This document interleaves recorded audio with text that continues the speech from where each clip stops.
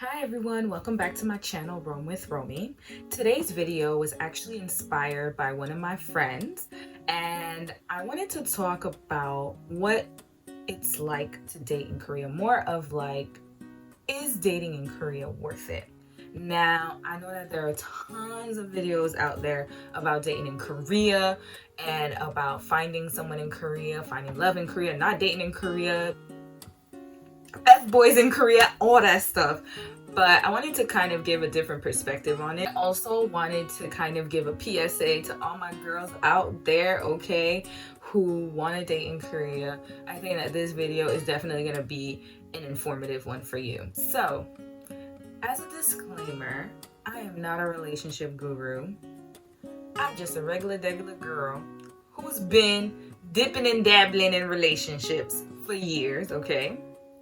Also, I was single for a long time. I was single for about 5 years before I met my now boyfriend.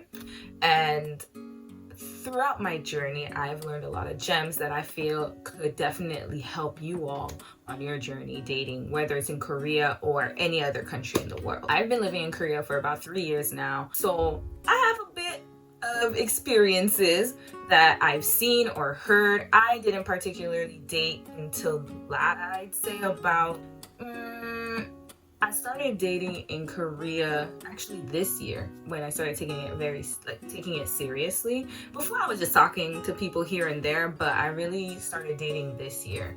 And the reason for that was because of what I'm going to talk about in this video. So if you want tough love, real tea, and the real, stay tuned, keep watching the video. If not, if you're a sensitive person, then maybe you won't need the log off. Oh, also, not everything that I say applies to everyone. I don't want to generalize, but I would say that it applies to at least a majority of people. However my advice applies, it applies. So, let's get into this video. So the other day, I went to go see one of my friends, and she pretty much gave me the rundown of this guy that she was dating.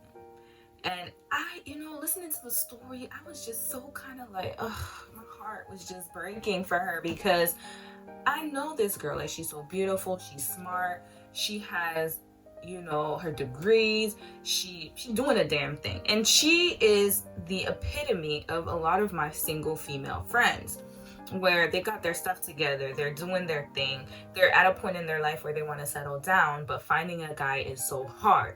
Now, granted, this friend is living in Korea, so it's 10 times harder than if she was living in her home country. However, I do feel like a little bit of the situation could have been prevented if she had followed certain tips. Her situation went like this. I met this dude online, on this online website that's popular in Korea. I ain't gonna name no names, but you can guess whatever website it is. It don't matter, they're all the same anyways. So she met him on there, and they started chopping it up, talking to each other, they caking, sweet talking, whatever. And then he wants to meet her. Cool. So then they meet each other, she likes him, she thinks he's cool. In the beginning, I guess he's, laying it thick or whatever. He's paying attention to her, he's attentive, messaging her, whatever. Oh, and this guy's Korean, by the way, so I forgot to mention that. So she starts talking to him or whatever, and they're vibing, right? And one thing led to another.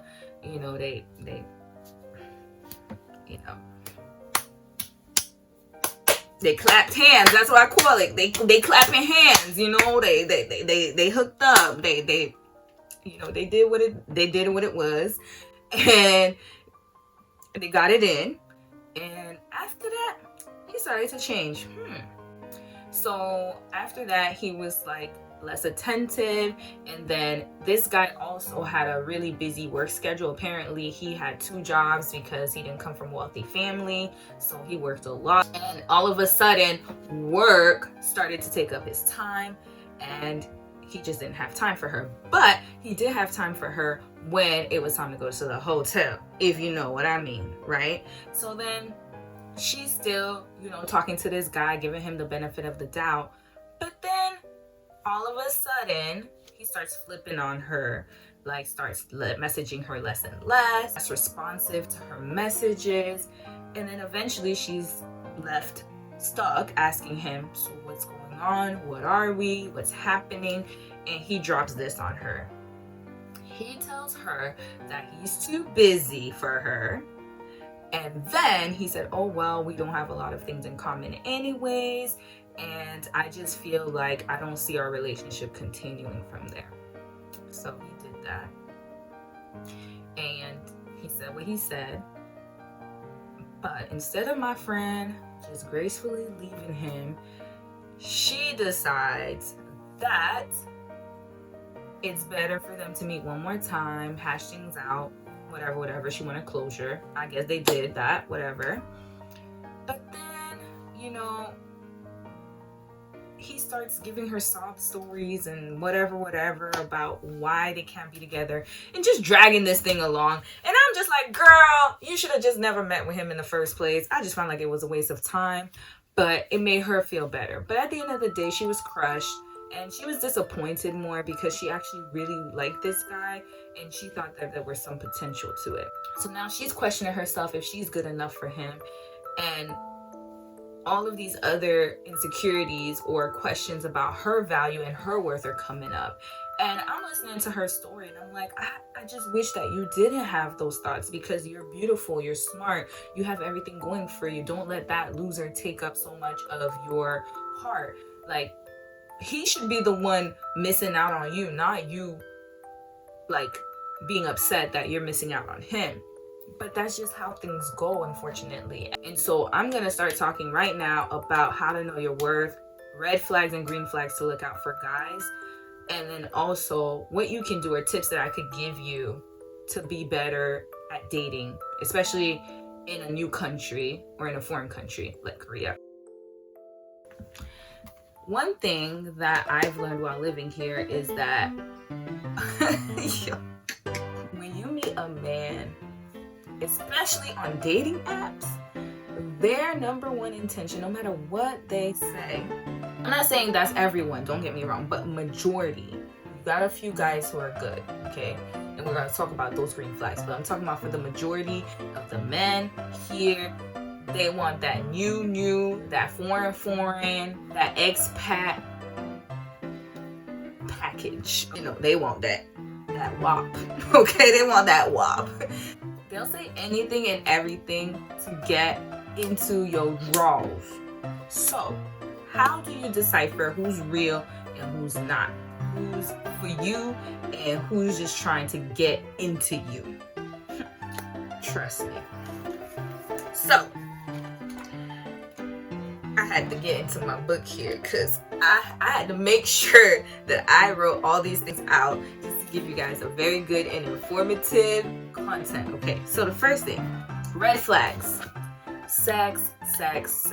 If all he does is talk about sex, if all he does is talk about seeing you naked, you could be saying, oh, I had a good day today, or I want to eat ice cream, and his response is, ooh, I wonder what ice cream would be like on you, or you had a good day today, I could make it better. Like that, girl, block him, okay? He is just wanting you for them draws. Now, if you are DTF and you are down for that, that's on you. But I'm talking to the girls who really want to get into relationships or who want to find a good quality guy.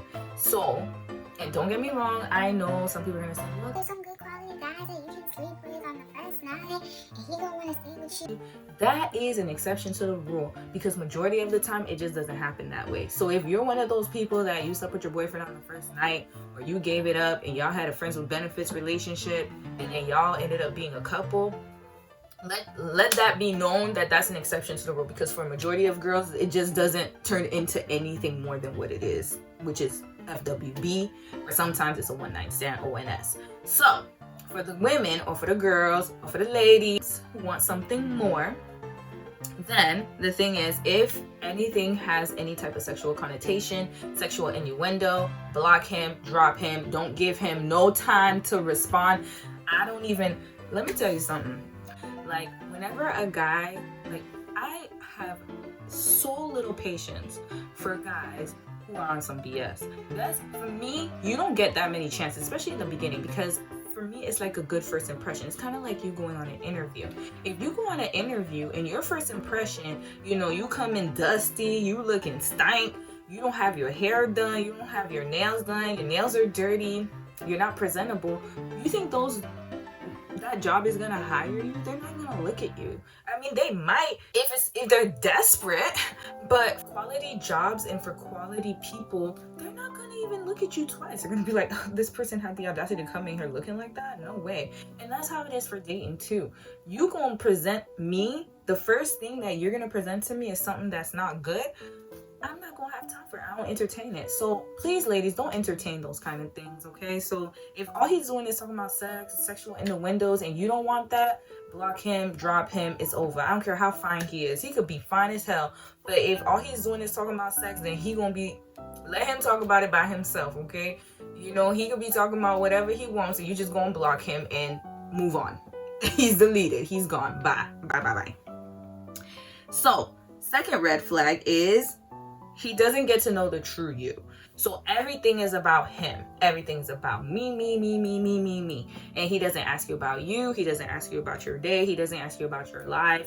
He doesn't ask you anything of substance that has to do with you or getting to know you. All he's talking about is regular stuff, or he's talking about very superficial things, simple things, but not trying to get to know you deeper. That's how you know that it's not going to go anywhere. Now, I know that there are some guys who are it takes them time to warm up, but for a majority of men, I think they know clearly how to talk to women or how to get to know someone. I mean, unless he has some type of disability that causes him to be socially inept or socially awkward, I wouldn't tolerate that. So if he's not asking me about me, like if I'm getting to know you, you getting to know me, it has to be both ways. It has to be an exchange. I'm not gonna sit here and listen to you talk about yourself all the time, and then you're not trying to find out who I am. That means you're not interested in me.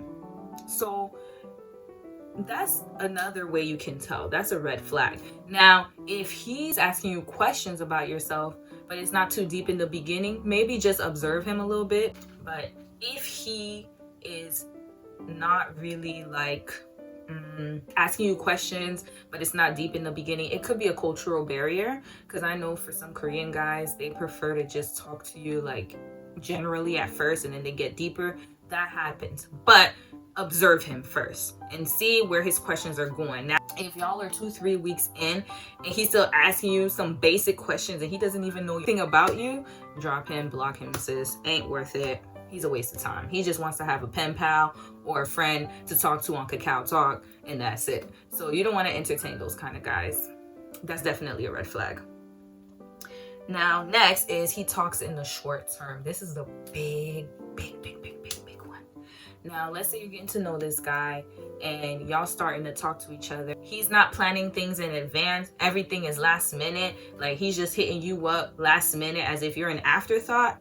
Drop him completely. Done. Okay, don't even entertain this dude. Like for real, these dudes, this is the type of dude that probably has like X amount of chicks on his Rolodex, and when one cancels, he probably got like 3, 4, 5, 6 chicks on his list. And then when one cancels, or 2 cancels, 3 cancels, you probably, I don't know what ranking you are, you could be number 4, 5, 6, whoever, and then he just calls you like, oh hey, let's meet up tonight. But it's last minute. We don't do last minute dudes. So if he's a last minute type of dude, he only calls you at the drop of a dime, or he doesn't even plan things with you, drop him, sis. Drop him, okay? Please drop him. Drop this guy. He is not worth your time. He is not worth your effort. He's not worth anything at this point to you, because he doesn't see you as someone valuable to him. He doesn't see you as a priority. If he doesn't see you as someone who he wants to talk to, and he only talks to you last minute, he only plans things last minute, that means you're an afterthought. Then he becomes an afterthought. Bye, boy, bye. All done. Finish. So block him. Be done with it. Next, he takes forever to message you back. Obviously, you know, people work, people have lives.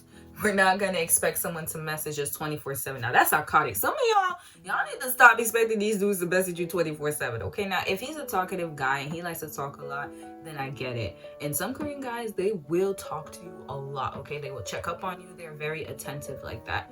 But he has to work, obviously. Then you let him work. It's all good. However, if he, like, let's say you message him at 10 o'clock in the morning and he messages you at 10 o'clock at night, not even one message in between, or if he messages you the next day, forget him. don't even bother. Now I understand sometimes people, have things that happen, life happens. If it's a one-time exception, I get it. But if it's consistently, like he's doing it all the time, like he's messaging you like 12 hours later, you ask him how's your day, and then he messages you the next good morning the next day, hell no. Done. Don't even give him any time. Like, don't talk to him. Don't even give him an iota of your time. He's not worth it. Block him, delete him. It's over.